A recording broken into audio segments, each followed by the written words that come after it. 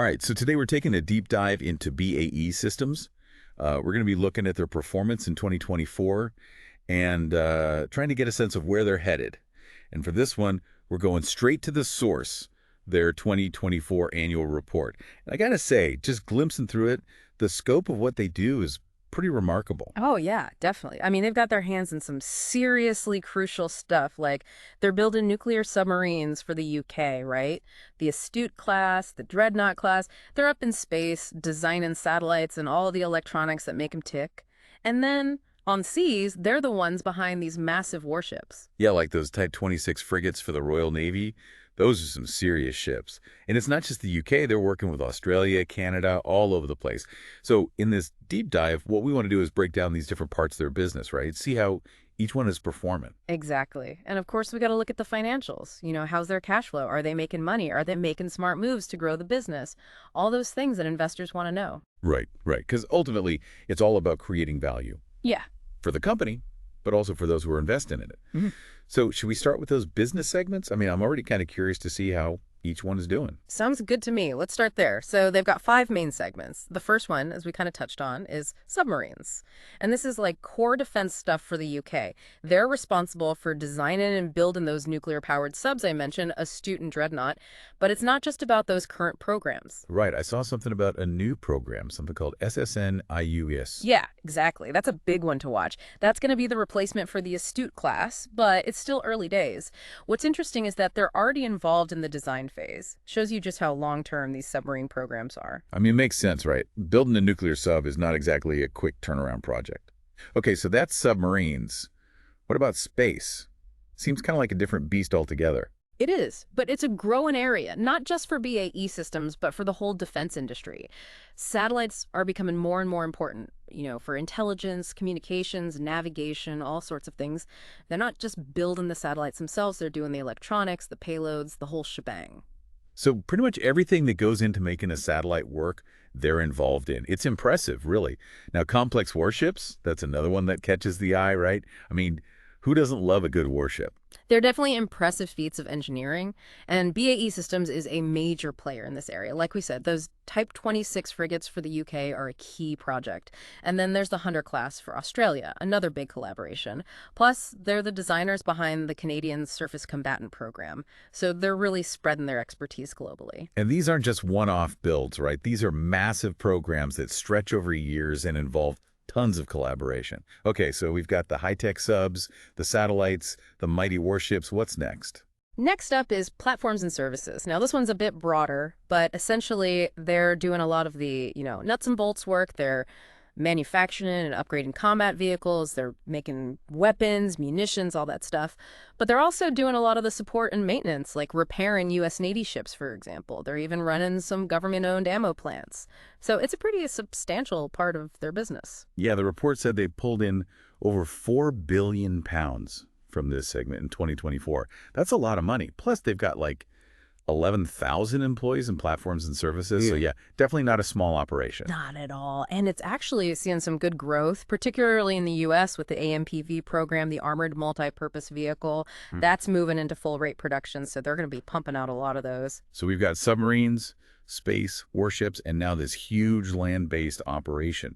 What's the last piece of the puzzle? The last piece is air. And this one's mostly centered in the UK, but it's got a global reach. They're building and supporting aircraft for all sorts of customers, European, international, even U.S. programs. They're also heavily involved in developing the future combat air system with their Falcon Works initiative. That's like their R&D hub for all things cutting edge in aviation. I read something about a new fighter jet program they're involved in, something with Italy and Japan. Right, that's the GCAP, the Global Combat Air Program. Pretty big deal. They're teaming up to develop next-gen fighter jets. It's part of this trend you're seeing where countries are pooling their resources for these massive defense projects. Makes sense, I guess. These things are so expensive and complex, it's got to be tough for one country to go it alone. Okay, so we've got a good overview of their different segments. But what ties it all together? Like, what's their overall business strategy? What are they trying to achieve? Well, you can see a clear theme of continuous evolution. They've built this diverse portfolio over time through mergers and acquisitions, but also through their own internal R&D.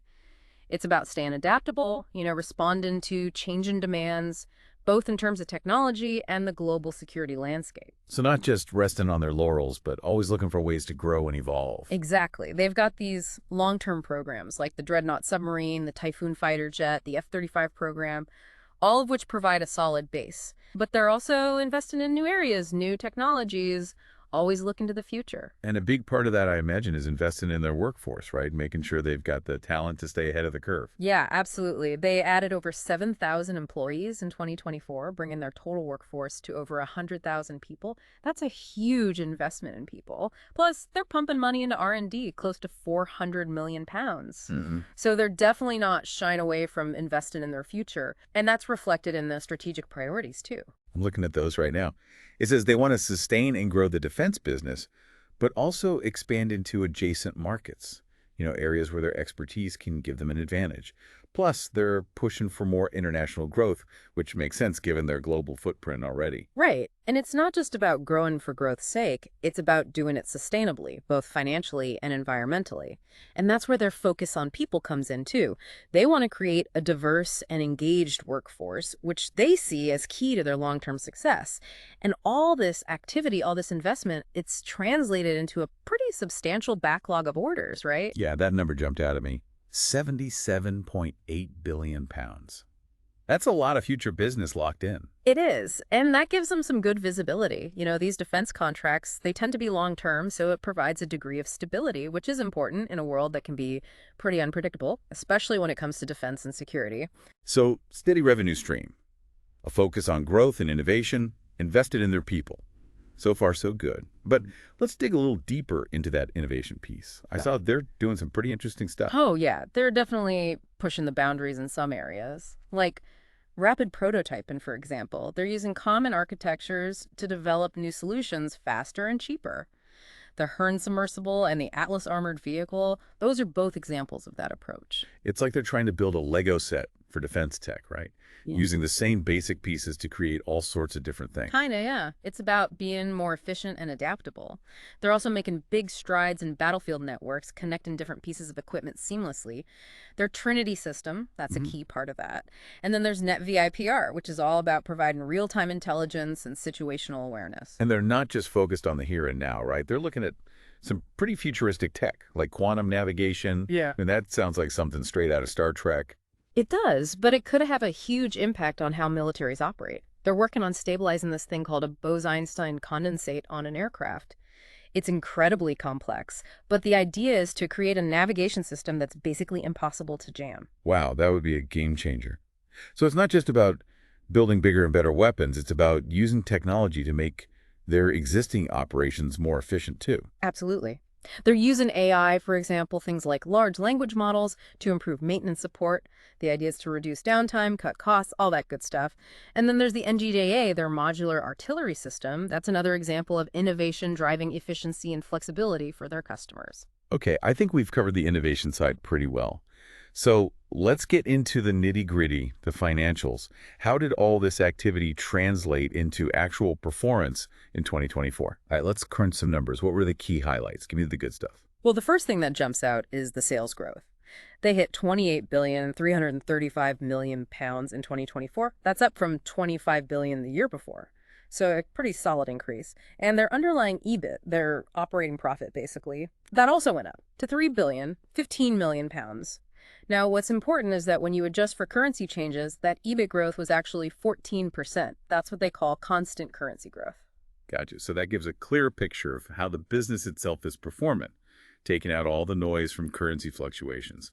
And what about earnings per share? That's usually a key metric for investors. Yeah, underlying EPS landed at 68.5 pence. So that's also up from the previous year. So overall, the picture is pretty positive. Strong sales growth, healthy profits, earnings per share going up. Sounds good so far. But what about cash flow? That's the lifeblood of any business, right? Absolutely. Their free cash flow in 2024 was 2,505 million pounds. Now, that's a bit lower than the year before, but it's still above what they had forecast. And it's worth remembering that they're making some big investments, which can impact cash flow in the short term. Right, those acquisitions, for example, those can eat up a lot of cash, but they're also bringing in new capabilities and revenue streams in the long run. Exactly. They also mentioned that order intake remained strong in 2024. Now, it wasn't quite as high as the previous year, which was a record year. They pulled in 37.7 billion pounds in orders in 2023, but still a healthy flow of new business coming in. So the demand is definitely there. Okay, let's break down that EBIT growth a bit more. Which sectors were the real stars of the show? Well, Electronic Systems was the top performer with 25% growth in underlying EBIT. Now, that includes their acquisition of SMS, but even if you take that out, they still had 6% organic growth. So, doing pretty well there. I guess all that investment in space tech is paying off. It seems so. Platforms and Services also had a strong year with 29% growth in underlying EBIT. They're seeing good momentum with the AMPV program, and their Hägglunds and Bofors businesses are also performing well. And Hägglunds and Bofors, they're part of their Swedish operations, right? That's right. So good international diversification there. The air sector had a more modest 7% growth, mainly driven by higher sales volumes. Maritime grew 12%, pretty much in line with sales. Cyber and intelligence, that was the only one that didn't really grow. It stayed flat. Probably some tough competition in that space. Yeah. All right, let's shift gears and take a peek at their balance sheet. Anything noteworthy there? Well, they ended the year with 3,378 million pounds in cash and cash equivalents. That's down from the previous year, mainly because they used some of that cash to fund the Ball Aerospace acquisition. Right, that was a pretty big deal. It was. And you can see the impact of that on their debt levels. Their net debt, excluding lease liabilities, went up to almost 5 billion pounds. Yeah. That's compared to just over 1 billion the year before. So, yeah, the acquisition definitely had an impact. But I guess that's the trade-off, right? Taking on some debt to acquire a company that can help them grow in the long run. Exactly. And they also had a big jump in goodwill, which basically reflects the value of intangible assets from acquisitions. So that's another indicator of how those acquisitions are shaping their balance sheet. Okay, so we've looked at the income statement, the balance sheet. What about the cash flow statement? Anything interesting in there? Well, their operating cash flow was a little lower than the previous year, which they attributed to higher capital expenditure. They're investing heavily in things like property, plant, and equipment. But their net cash flow from operating activities actually increased to 3,925 million pounds. So even with the higher capex, they're still generating a good amount of cash from their core operations. Yep, that's the key takeaway. Now, the big story in their investing activities was the outflow for acquisitions, mainly Ball Aerospace. That was a 4.8 billion pound hit.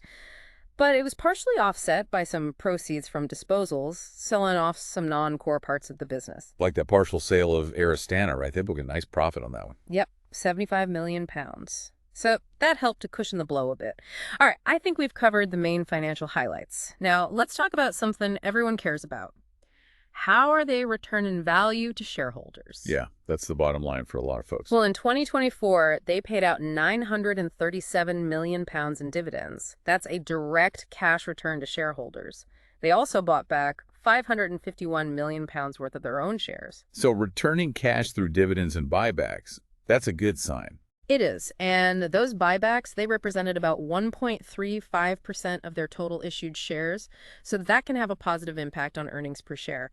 And as of the end of 2024, they had over 183 million of their own shares held in treasury. Some of those were used during the year to satisfy share plan awards and options. Okay, so they're actively managing their share count as well. And what's the outlook for shareholder returns going forward?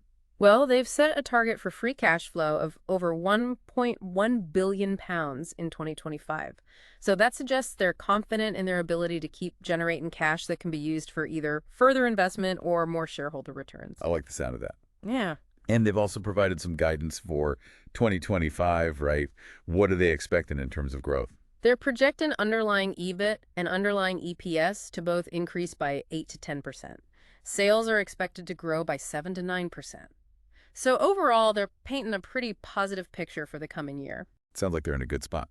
All right, so we've covered a lot of ground here. We've looked at their different business segments, their financials, their strategies for growth, and shareholder returns.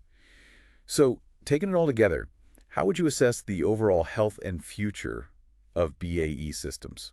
I'd say they're looking pretty strong. I mean, they've got that huge order backlog, which gives them a lot of stability. They're aligned with global defense priorities, which means there's going to be continued demand for what they do. Right. And those acquisitions, even though they've increased their debt, they're strategic moves aimed at positioning them for long-term growth in key areas like space. Exactly. And they're not just standing still. They're investing in innovation, both in terms of new technologies and making their existing operations more efficient. Plus, they're committed to building a strong and diverse workforce, which is crucial for any company that wants to succeed in the long run. Now, the report did mention a rise in their accident rate. That's got to be a concern, right? Yeah. Yeah, definitely. They acknowledged that and said they're going to be strengthened in their safety management programs in 2025. That's got to be a top priority, not just from a moral standpoint, but also for their reputation and their bottom line. Accidents cost money and can damage their brand. Makes sense. And they're also making a big push on sustainability, which is becoming more and more important for all businesses, not just defense contractors. Right. They're aiming to improve their reporting on their environmental impact, including emissions from their supply chain. They admit that their overall greenhouse gas emissions went up in 2024, partly due to the acquisition of SMS, but they're working on a comprehensive sustainability agenda. So they're aware of the issue and taking steps to address it. Good to hear. And lastly, what about their risk management and governance? I mean, they're a big, complex company operating in a risky environment. Yeah, they emphasize that they've got robust systems in place to manage those risks, everything from cybersecurity to supply chain disruptions to geopolitical instability. And their board of directors, they seem confident about the company's future prospects. They've confirmed that BAE Systems is a going concern, which basically means they're in good financial shape and expect to keep operating for the foreseeable future. So to sum it all up, BAE Systems had a solid year in 2024. Strong financials, good strategic moves, a focus on innovation and sustainability. They've got some challenges to address, like that accident rate, but overall, they seem well positioned for continued success. I agree. And, when you think about the long-term nature of defense contracts and the fact that global security is only becoming more complex and interconnected, it puts companies like BAE Systems in a unique position. Yeah, they're kind of at the forefront of a lot of critical areas. So on that note, here's a final thought for our listeners. Think about this. Given the intersection of global security, technological innovation, and those long-term defense contracts, how might BAE Systems leverage its diverse capabilities and partnerships to not just navigate the future, but maybe even shape it? It's something to ponder as we wrap up this deep dive. Thanks for joining us.